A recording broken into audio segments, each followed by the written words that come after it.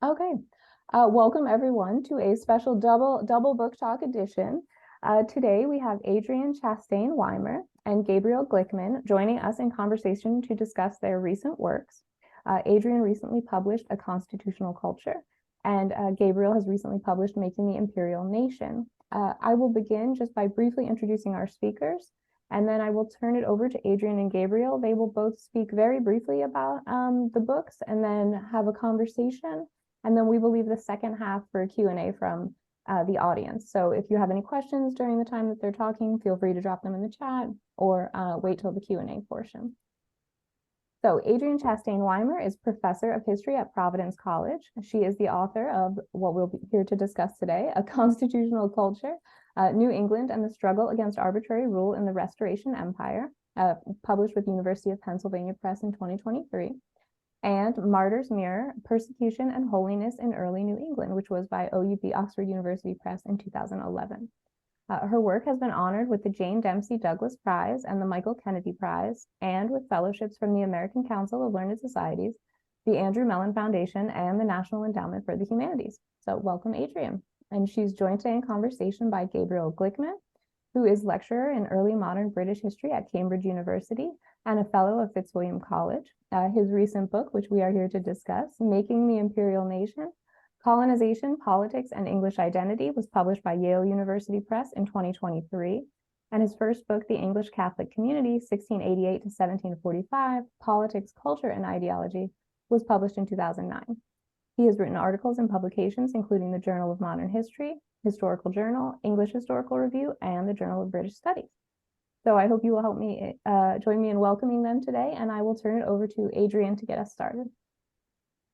Thanks so much, Amanda. Thank you everyone for being here on a Monday in whatever time zone you're in. It's such a thrill to be able to partner up with Gabriel. I've admired his work for a long time, and I think we're at an exciting moment in the field of British studies when the colonial American context and the imperial context are coming together in really fresh and exciting ways. So I think, Gabriel, your work is exemplary in that movement to bring the fields together. So I'm excited for this conversation. So I'll just speak for a few minutes about A Constitutional Culture. And I'll say that, this project really started gaining steam when I started reading through manuscript fast day sermons from across little New England towns in the 1660s. And this is maybe not what all, seems like the most exciting starting point for historical research. But as I was reading through the fast day sermons, I'm realizing that these, in some ways strange, seemingly isolated English migrants up and down the eastern seaboard are understanding themselves to be living through a moment of intense political crisis. And through the fast day sermons, also through all the manuscripts that are behind the legislative debates and the court debates, they're experimenting with a political language. They're experimenting with ways of theorizing and thinking about and practicing divided sovereignty. So they're outlining different kinds of subjecthood based on different geographies, and they're imagining alternative versions of empire. And I did not expect to find all that. When most people, those of you who work on early New England, the 1660s has always been about the halfway covenant. That's what's happening on the ground, is all these debates at Third Church in Boston. And, it's so to find this really fascinating level of political debate was very exciting. All of this intensifies when royal commissioners arrive in Boston Harbor. So Charles II, really the Duke of York, designed this royal commission. The royal commissioners arrive in 1664 on warships. And, whereas some people want to see the later Stuart regime as disorganized or weak, what I'm finding on the ground in Boston is that everybody's talking about they're well-funded, they're well-organized, and they have clear instructions. And so they show their commission to Governor Endicott in this hot summer day in July of 1664. And what it says, to everyone's shock, is that the royal commissioners have absolute power over the courts and the militia in the New England colonies. And then, of course, they start to influence local elections, and they start to try to rewrite the law code.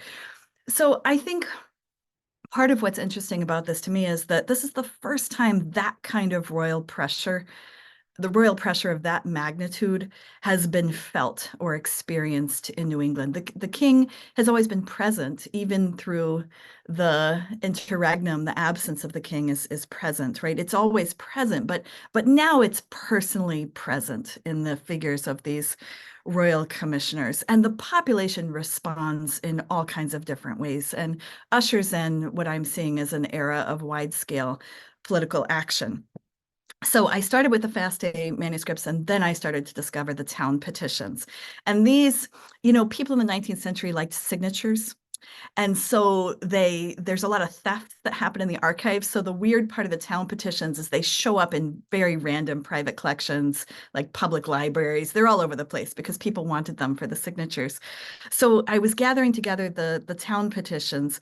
And of course, these are modeled on the county and parish petition campaigns of the early 1640s in the era of the Long Parliament. And what I started to find was that in around 1664 and 1665, an incredible number of people across the colonies in early New England, but especially in the Massachusetts Bay Colony, come together to write these town petitions. And the petitions say a lot of different things. You have to read them individually, but they basically tell the general court how to respond to the royal commissioner's demands, how to respond to this effort by the Stuart regime to redesign local government. And so the town petitions give evidence for this era of pretty intense grassroots political activism.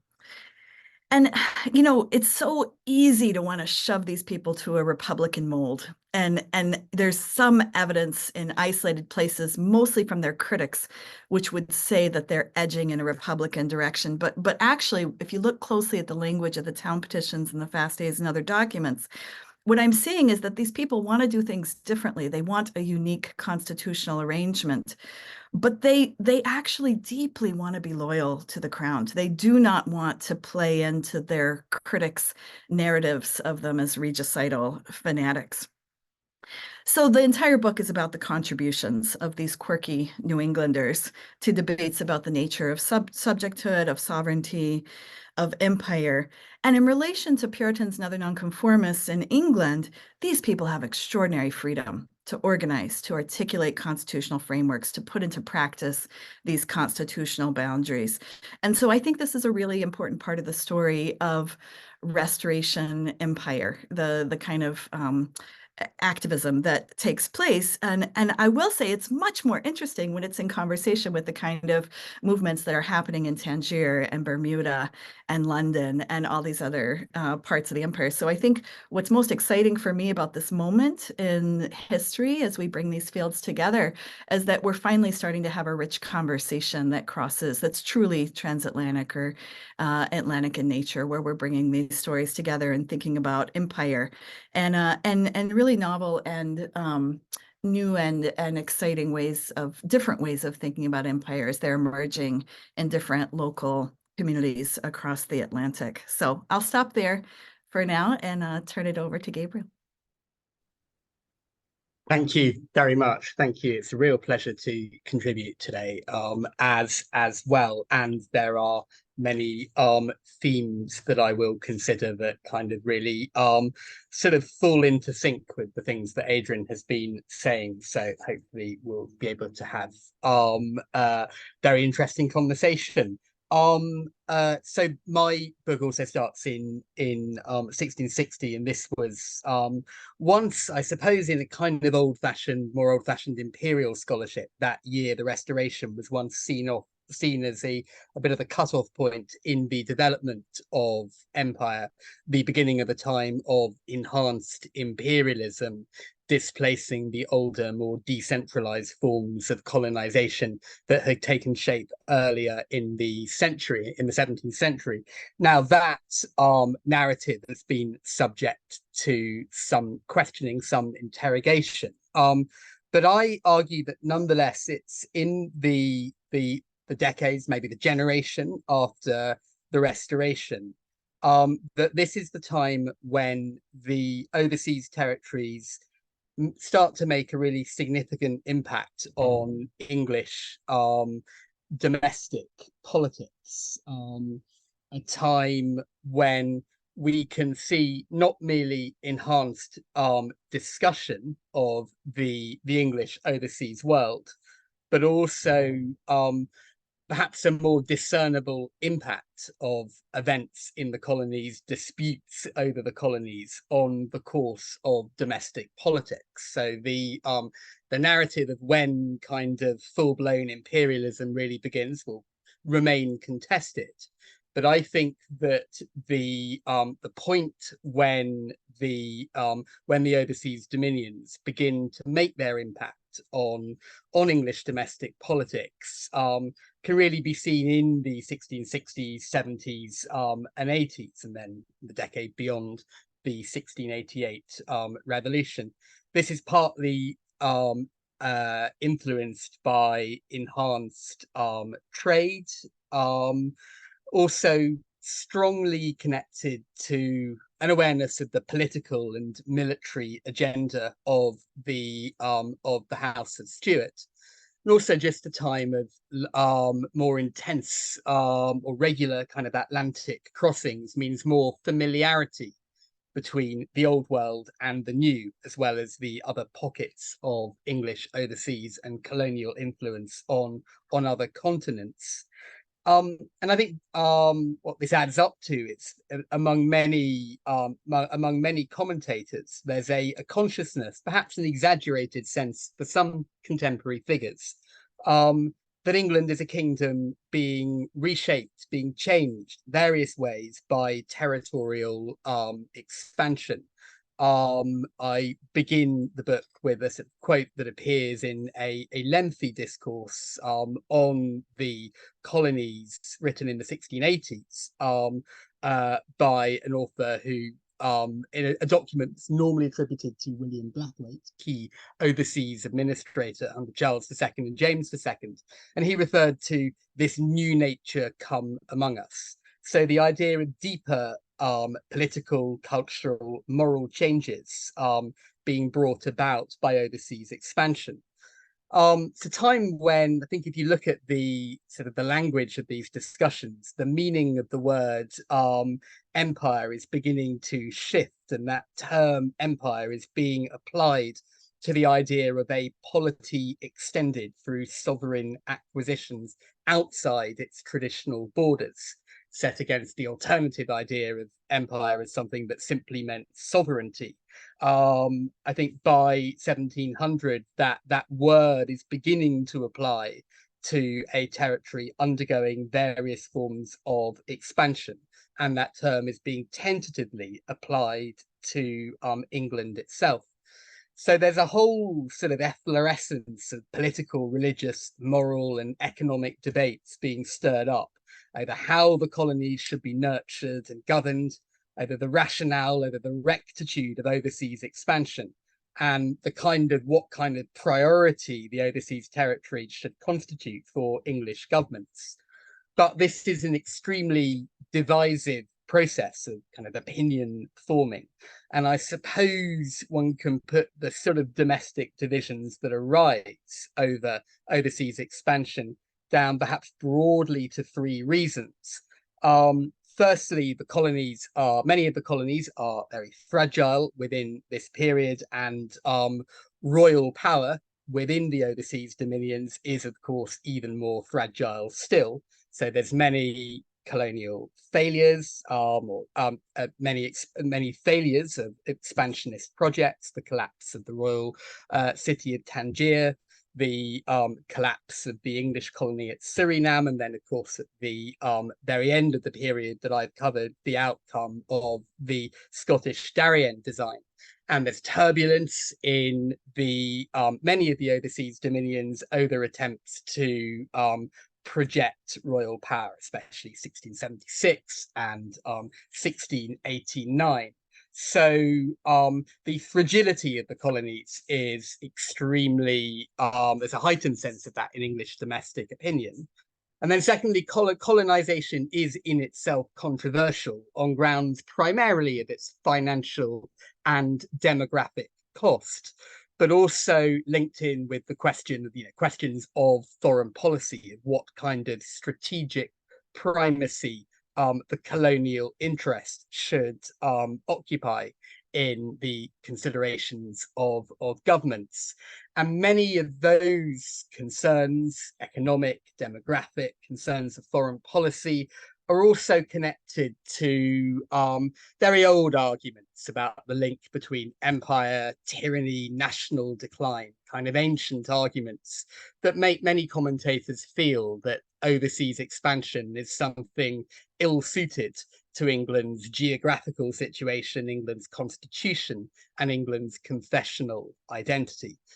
Something more readily is the idea of territorial empire, something more readily associated for many commentators with polities like the Ottomans and the Spanish. And then I think the third reason why there's a very divisive element to overseas expansion as it enters into domestic politics is, of course, because domestic politics is itself unstable through the later 17th century.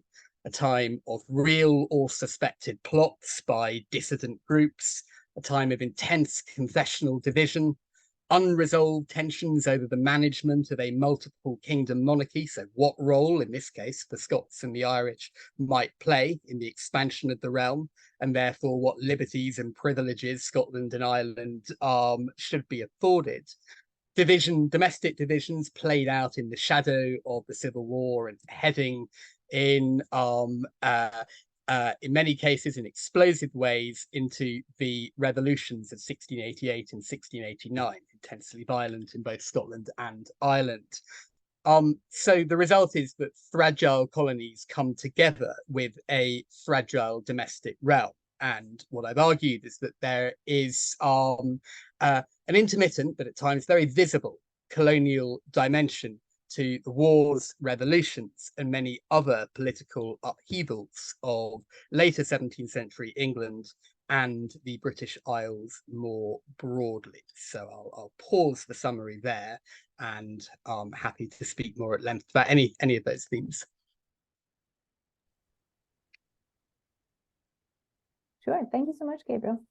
And so I wanted to give you guys an opportunity, obviously, for discussion. Adrian, I don't know if you want to begin with your questions for Gabriel, or if Gabriel, there's anything in particular you want us to get things kicked off with Adrian. Do you want to go first, and then I'll follow up? Sure. So, as you say, capturing the controversial nature of colonization, I think this is one of the most important contributions of your book, that we have arguments both for and against. It's by no means inevitable that these colonization schemes are going to proceed, that there's a perception of fragility, as you say. And I wonder, who would you describe as the most important of these voices who are objecting to colonization, who are seeing it as either a corrupt or corrupting project, or even who are offering models of empire that are different than these expansionist colonies? That there's another, empire didn't have to disappear with colonization. There were other models that you describe in the book. I wonder which of those voices do you think are the most important, or which of those models were the most powerful at the time? Yeah, thank you very much. I mean, I think it's a sort of a real volley of criticisms comes along in the early 1670s. Authors and parliamentarians connected to what we can loosely call the Country Party, perhaps the sort of the greatest sort of polemical influences, Slingsby Bethel, radical kind of pamphleteer, and in many ways his probably his best known work, The World's Mistake in Oliver Cromwell. I think one can see that intentionally intervening in some debates over the foreign policies of Charles II, in that he is deliberately pitching retrospective critiques of the protectorate that seem to cohere rather uncannily with things he disliked about Charles II's overseas policies. So figures connected with the Country Party, both in and outside Parliament in the early 1670s, start agitating about the demographic and financial costs of colonization. And then there's, I think, another sort of phase of quite intense criticism that triggered especially by the priority that Charles II gave to the Tangier experiment in the end of the 1670s, early 1680s, when the issue of popery in the governance of the colonies and the use of the use of many royal colonies to extend high office to Irish Catholic soldiers in particular starts to enter in quite a stormy way into the Westminster Parliament. Charles II originally brought Tangier into Parliament, the subject of Tangier into Parliament, as an attempt to divert the focus of MPs from the brewing exclusion crisis, and instead the emerging kind of the group who are beginning to refer to themselves as Whigs kind of turn it round and say, on the contrary, it's intensely connected because it provides a symptom of exactly why there is a problem of Catholic power in England. And then the classic kind of Republican critique of empire is explicitly raised there, that methods of autocratic or popish governance applied in the colonies might be imported back into England and change government in England entirely. So Tangier and other places, the West Indies under Catholic governors like Sir William Stapleton, seen as providing potential laboratories for the type of regime that the Duke of York might wish to bring into England. So there's these two phases of criticism, really, kind of lots of sort of MPs and kind of pamphleteers raising these concerns. I think we see the influence, especially of that kind of first sort of phase of critics, those kind of Country Party authors of the early 1670s. I think we see their influence if we look much later on, beyond the 1688 revolution, when John Locke and others around him are trying to come up with designs for sort of purified colonies, for colonies that can better fortify and assist the mother kingdom. And you see in Locke's notes that he very extensively transcribed the works of Country Party critics of colonization, authors like Carew Rennell, and that this was clearly sort of providing for him and others a sense of what needs to be addressed to make the colonies appeal more broadly to Whiggish opinion. So I think those two moments are crucial. And I think, one of the interesting trends for me about the later 17th century is that as the colonies become debated much more vigorously in the domestic realm, it sort of coincides with a time when the two dominant original Elizabethan and Jacobean arguments for colonization are both being put under extreme pressure. And perhaps the two dominant arguments in favor of overseas expansion that you find in the early works of figures like Richard Hakluyt and Samuel Purkis, are firstly the idea that, of course, expanding into the Americas and other places outside Europe is a way of taking on Spanish power, is a way of blocking the growth of Spanish universal monarchy, predicated on the idea that Spain and the use of the Spanish colonies provides the major threat to English security and international Protestant liberty. And that idea is, of course, being challenged by what seems to be, in this period, the decline of Spain, to a point where a sort of stable trading relationship between England and Spain in the colonies could be considered instead, rather than military action. And instead, the emergence of Louis XIV's France as the major popish threat, the major potential universal monarchy. And although Louis XIV does, of course, have colonial interests, which become very manifest in the Caribbean in the middle of the 1660s, overwhelmingly Louis at this point is focused on the domination of Western Europe. And for many authors in the Country Party, the early Whig Party, that is now where the key moral, strategic, and religious battle has to be fought. So the strategic primacy of the colonies seems thrown into question. And then, of course, the second big argument in favor of for overseas expansion, set out in an earlier generation, was the idea that this was the most effective way to make use of England's population that was rising, outgrowing the resources of the domestic realm, producing a sort of surplus of able-bodied, underemployed young men who had to be packed off somewhere to prevent them creating disorder.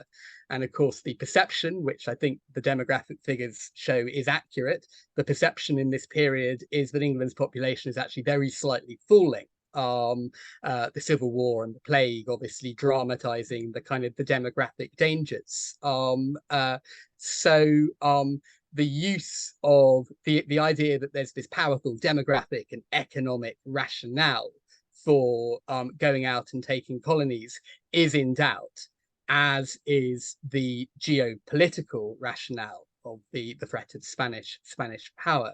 So I think it's a sort of a series of authors in and outside Parliament who start putting forward these arguments, really undermining the basic way in which colonization had been promoted in a previous generation. So that's how I'd see the critique kind of panning out. Excellent. That makes a lot of sense. And there's some nice parallels with Alex Haskell's work, God, King, and People, on those early English arguments for colonization and the way they pan out in the earlier period. So yeah, it makes good sense. Yeah. Shall I go on to ask a few questions of you, if that's okay?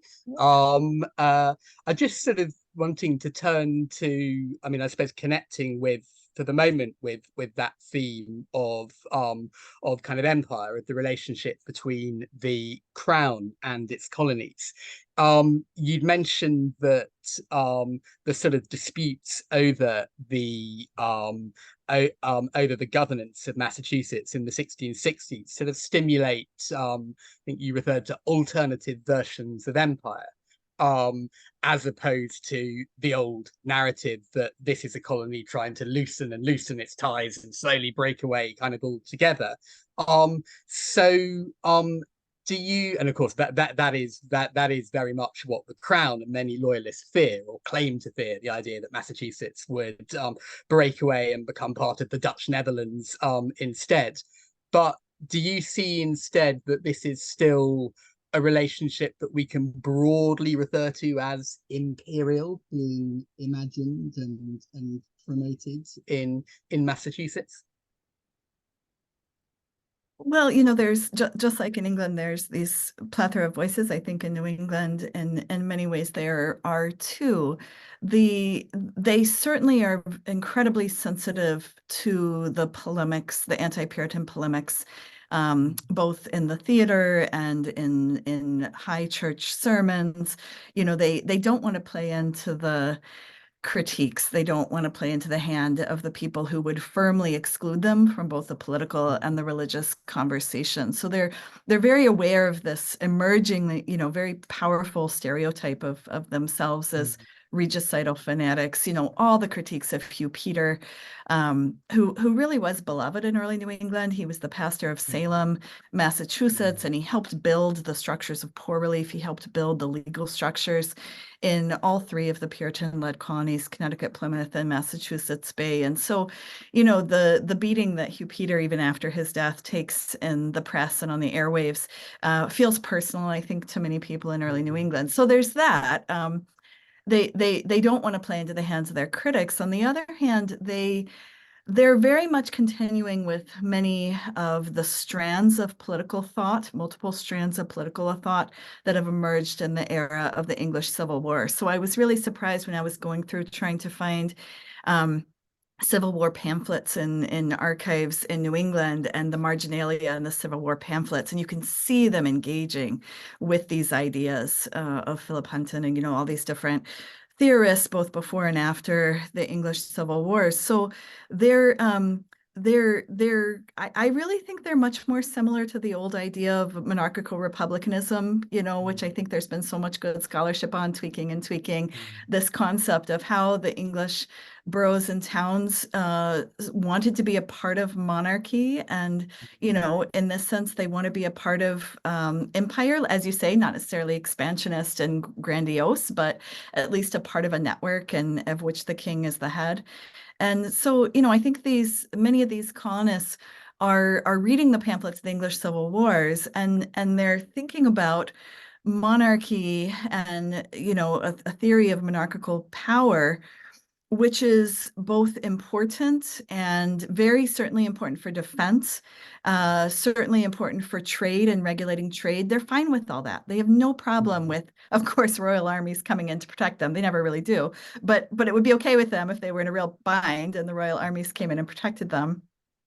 But they also are wanting clear lines that to them it's quite obvious that the kings can't just come in and regulate their law code, for example, that they have the authority to write their own laws. It's written into the charter. It seems very much sacrosanct to them. And it's, I say sacrosanct, in quite deliberate terms, that they see the ability to elect their own leaders who write their own laws as absolutely crucial to guarding the freedom of the churches from the authority of the state. And so, the idea that they can continue to run Congregationalist churches, which don't have a bishop telling them how to worship, the idea that they can keep running governments writing their own laws. I really don't think to people like Endicott or Bellingham or, Thomas Shepard, the second generation of the Puritan intellectuals, I really don't think this seems to them anti-monarchical. I think it seems like a continuation of the good constitutional thinking that was begun and perhaps even went awry in the later phase of the Protectorate. So they're quite excited about drawing constitutional lines that seem continuous with an earlier version of what the good old nonconformist wanted, right? They see this phrase, the good old nonconformist, as being, nonconformist Puritans who wanted to reform the church, but do it with the king's blessing or at least his not his direct opposition.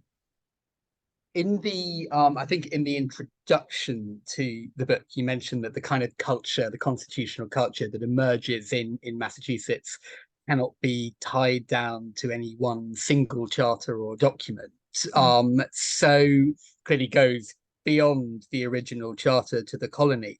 Are there other kind of works, writings, documents that kind of fortify the charter, that either from kind of England itself or sort of more broadly around the kind of Protestant world? Are there other sort of intellectual precedents that they attach themselves to that influence their own ideas of the appropriate constitutional relationship? Well, they're certainly aware of the chapter on civil government from Calvin's Institutes. They often quote it in versions of other people quoting it, not directly. They're aware to a certain extent of the Petition of Right. But they're also generating their own documents. So you see in 1661, there's a committee of the Massachusetts Bay General Court. So you have magistrates, deputies, and ministers in an advisory role. They don't have true authority. And they set out to write a document about the liberties and privileges of English subjects. And it's one of these really understudied documents where they basically say, this is what we owe the king. If there's going to be some kind of a conspiracy against him, we have to stop it. There's certain things we owe the king. We can't just go be loyal to Spain or the Dutch. They say it very clearly, even though I know there's rumors about those things circulating in the Privy Council. But they also say we have a right to, run certain parts of our own affairs, right? We have authority for self-defense, especially in a time of crisis. We have authority to negotiate our own treaties with indigenous tribes. We have, so they're laying out the boundaries, really, the constitutional boundaries.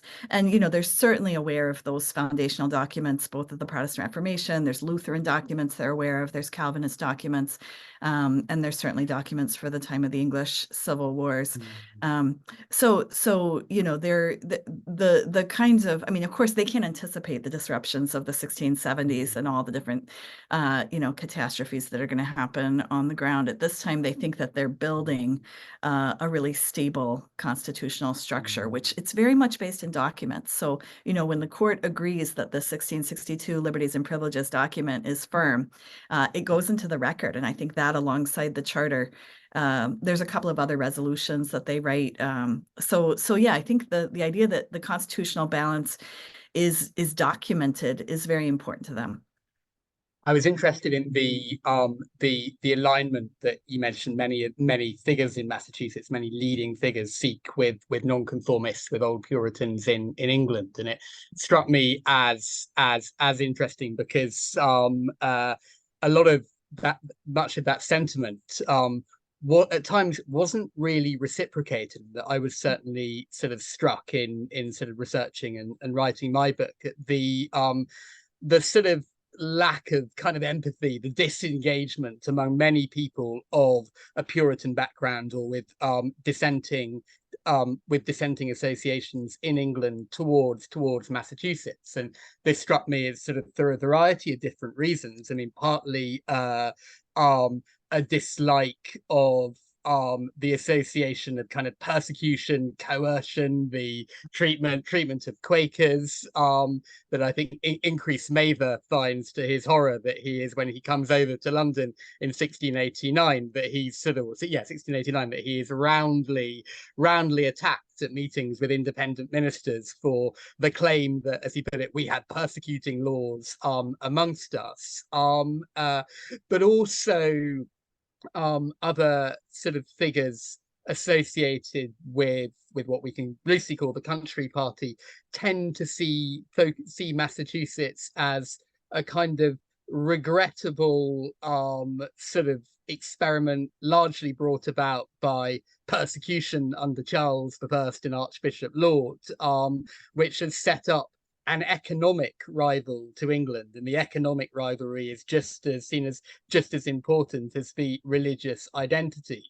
And so figures sort of commentators, print commentators like Roger Cook say that, yes, there's much about this colony that's very noble, but really it should never have been created in the first place. It set up a dangerous economic rival, and they all ought to come home and contribute to the godly cause in England and Europe instead. And I think in the sort of later decade after the sort of 1688-89 revolution and the events in Boston, a lot of the campaigning that's undertaken in London by figures from Massachusetts and their allies and agents are attempts to sort of re-engage nonconformist England and Whig England with Massachusetts, kind of make it seem as much a part of the godly cause as, say, Presbyterians in Scotland and Ireland. But did you find that the figures you looked at, were they maintaining connections, family connections, confessional connections, or are they kind of seeing themselves in a dangerous state of isolation in the 1660s?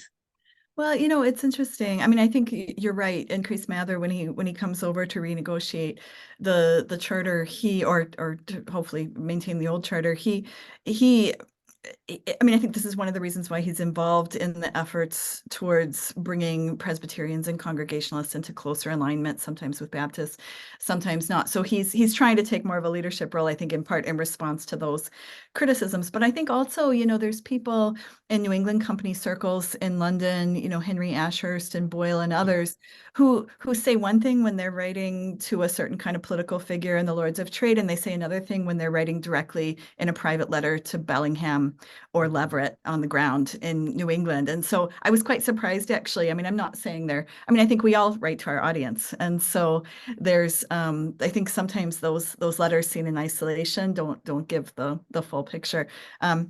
But I want to make sure we have time for questions as well. And I have lots more questions for you, Gabriel, but maybe we should open things up to our Yeah, I do want to also make sure we have time for questions. But so if anyone has a question at this point, you can raise your Zoom hand. And so Elizabeth, you want to go ahead? Absolutely. Do you want to go first? Sure.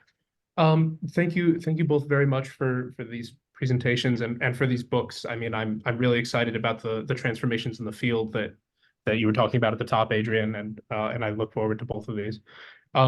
My question, okay, in the interest of time, I just have a question for well, I guess I have a question that both of you, I guess, could potentially talk about, and it's about the way that that some of these ideas, particularly in sort of the New England context, develop over time as political dynamics in England change and develop. So, I mean, particularly, Adrian, when you were talking about what the Bay colonists do feel they owe to the king, or what New Englanders do feel they owe, or where they feel like they have to be obedient, you talked a little bit about like regulation of trade, but obviously that becomes a really important issue in like the later 1670s with Randolph's arrival. You get that line from Danforth about, the laws of England are bounded within the four seas and do not reach America, that old line. And so like it seems like maybe there are ways in which these dynamics are, these ideas about governance are changing over time in response or in conversation with those developing politics in England. And so I guess I was wondering if you guys could talk about how static these approaches are. Thank you. Yeah, I'll just say quickly, I think Monmouth's rebellion and the aftermath and the judges, all of that matters a great deal for, I mean, New Englanders are getting information about all of these just at the moment when they're forming, they're just about to form a shadow government and try, but it's so interesting. I think about the 1680s, what's so fascinating is that they could have rebelled quickly and they don't. They're incredibly patient actually with Andros. And so, yeah, I'll just say, I mean, there's a lot more work to be done on that, on the response to Monmouth's rebellion on the ground in New England. Gabriel, did you want to speak? Yeah, thank you. I mean, I suppose the 1690s would obviously be the phase to kind of consider, especially after especially sort of after 1695, when there's an increasing sort of Whig dominance, if not monopoly, in government. And the 1688 revolution is seen by figures such as Henry Ashurst, who we've mentioned, as an opportunity to maybe create a different kind of sort of extended dominion or kind of empire, something that's obviously more Protestant but also more decentralized as well. And the interesting thing is that this is in various moments key figures in New England and Massachusetts do seem to buy into that idea. Cotton Mather in particular, I mean, referring to at one point referring to William III as Emperor of America, very interesting use of the imperial language that I imagine in previous generation would not have been welcomed in Boston. And of course, the interest and excitement in the Darien scheme in Massachusetts, the prayers for the success of the Scots in chapels across that province. And again, I think what you see emerging there is an idea that in the end doesn't come into being, but the idea of an expansionist but also decentralized polity in which Edinburgh and Boston are going to play as much of a major role as London. And of course, one of the ideas that gets raised but sort of not developed, not in the end endorsed by the Crown, is the notion that the creation of major naval dockyards in Boston, that it could sort of supply, that Massachusetts could supply a big part of the fleet. And later on in sort of early 18th century, Daniel Defoe really laments that ideas of creating big manufacturing centers in Boston, really mobilizing Massachusetts as part of the empire, didn't come into being. And he says this was entirely due to narrow religious suspicion. That's something I think he wrote in his Plan for English Commerce in 1728. So I think you do get ideas raised of a different kind of territorial dominion, including the use of the term empire in the 1690s. And as I said, it's a kind of a vision of the polity that would be both much more Protestant, but also less centralized. So, but of course, the fact that the Navigation Acts are retained and enhanced in 1696 is very disappointing for many advocates of that notion. Thank you very much. Did you have a question also, Elizabeth? Yeah, I'd love to, but if someone else wants to go first, I can alternate. No, please go ahead. Okay, well, thank you so much. It sounds like you're both talking a lot about these debates and public discussion about empire and about what's going on in the colonies. And I was curious about the volume of those debates. Do you find that it just increases with population? Obviously, I'm sure you find increases with scandals and disasters, et cetera. But what are the trends that you find over time?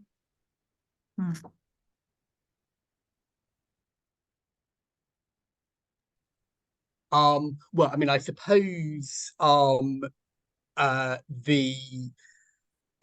important moments would be the disappointments of the Second and Third Anglo-Dutch Wars, in which obviously while much of the conflict was in European waterways, nonetheless it was understood that there was a significant colonial and extra-European dimension to those conflicts. So I think the discussion of, in a way, you could perhaps find that the increased discussion of matters to do with the overseas dominions is part of a kind of one manifestation of a broader increased public engagement with international affairs in general. And I mean, I think the thing I would say about the later 17th century is this is certainly not a time when the identity of the country suddenly becomes imperial in a way that makes England kind of lose its older international ties, or makes people lose an older sense of England's place in the world. Rather, the colonial interest, the notion of an imperial interest kind of has to vie against an intensifying engagement with what's going on in Europe. So I would say perhaps slowly rising engagement as part of a broader increase in engagement with the wider world and with questions of foreign policy that play such a major role in the formation and development of political parties.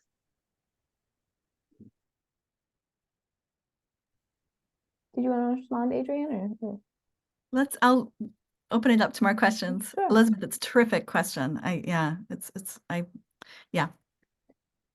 If anyone else has a question, you can either drop it in the chat or feel free to raise your Zoom hand.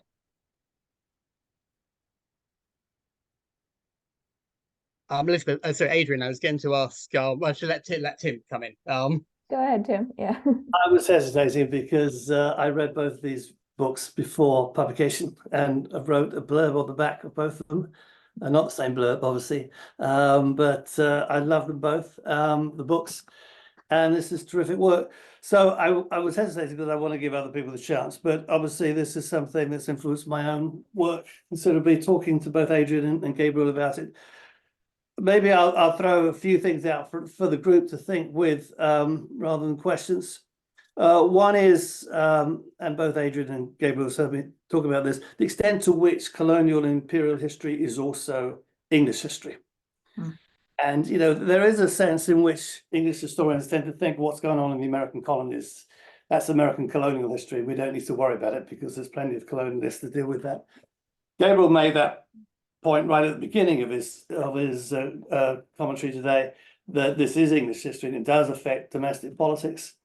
But of course, there was also the risk, which I think was hinted at maybe in Elizabeth's question, that we could overdo that. That if you look at the newspapers, they're not always focused on colonial developments. The exclusion crisis newspapers do occasionally mention the colonies, but not that often compared to Scotland and Ireland. But anyway, that's one question. I think, how is this going to transform restoration scholarship? Because it's been difficult enough persuading English historians they should look at Scotland and Ireland. And there's still people saying you shouldn't do Irish history unless you can read Irish, which is, there's a need to read Irish, but that's just a ludicrous argument. So will this, how far would you push that? And I'm trying to write a book where I'm saying we have to take this seriously for English history, right?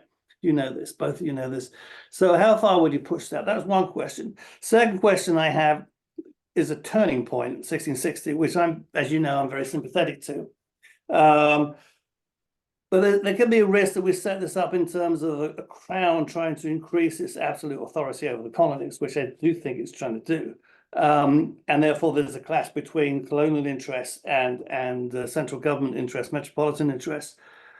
But you actually see it. I mean, the Caribbean is a fascinating and important place, I think. But you actually see demands for greater royal control coming from Caribbean planters.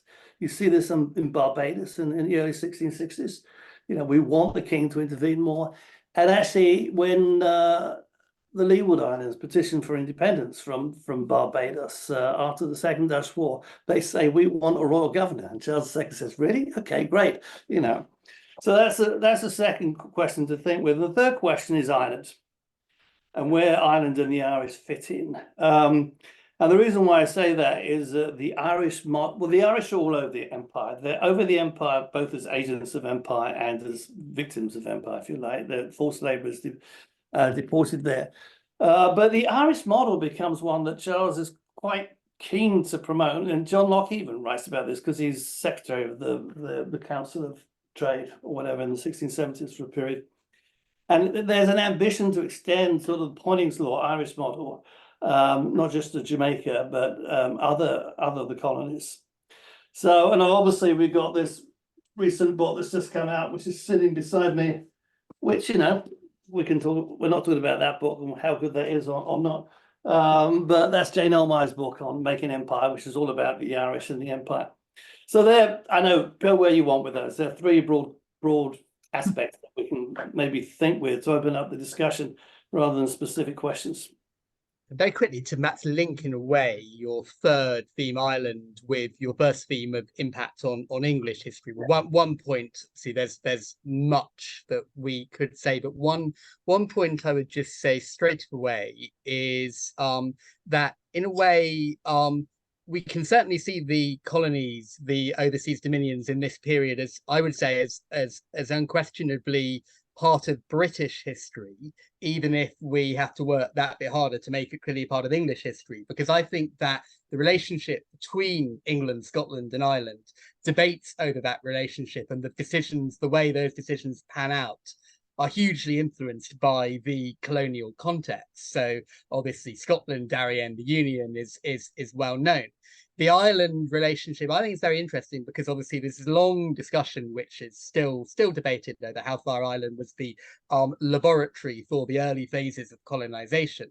Well, whether it was or it wasn't, I think in the early 17th century, I think for me what is interesting about the later 17th century is that in a way the governance of the colonies and discussions over colonial governance rather becomes the laboratory for the way in which Ireland is discussed, and much of Irish policy formulated by English governments, that the precedent set by the Navigation Act books, sort of encouraging thinkers in the 1690s like John Carey to suggest this is the way we should conceptualize Ireland, this is the way we should regulate Ireland. The notion of Ireland being reduced to a colony, in the words of many advocates of strong English central government, that I think we can see that this is a point when the colonies, through wealth, growing strategic importance, start to have a huge knock-on effect on the relationship between the three kingdoms of the Stuart monarchy, and so hence become unquestionably a part of British history, even though you're absolutely right that we're still having to fight somewhat to demonstrate their importance to English history. I'll let Adrian come in. No, these are terrific questions, and Tim, you've done more than anyone to try and bridge these fields, and your work is much appreciated. And I think this brings us back, to the significance of the Anglo-Dutch Wars, and going back to your first question of, even if newspapers are only occasionally mentioning colonies, the circulation of goods and knowledge and ideas and even people going back and forth, I think it makes it really difficult to see these things in isolation, as even, remote areas of England, as you all know, are negotiating their own relationships, their metropolis. And as the London Corporation and those people are interacting with New England Company, and these kind of political conversations are happening, about Ireland, but also about the status of Indigenous peoples within the realm and different models for sovereignty with regard to, whether it's the Massachusetts or the Narragansett, or, I think these, I do think these conversations are influencing each other, but it's difficult work. It's difficult work to bring the fields together and to master these different fields in such a way that we can have productive conversations. Yeah, I suppose it's sort of, you look at just sort of an aggregate of kind of influences and types of debate and discussion that go on in England through much of this period.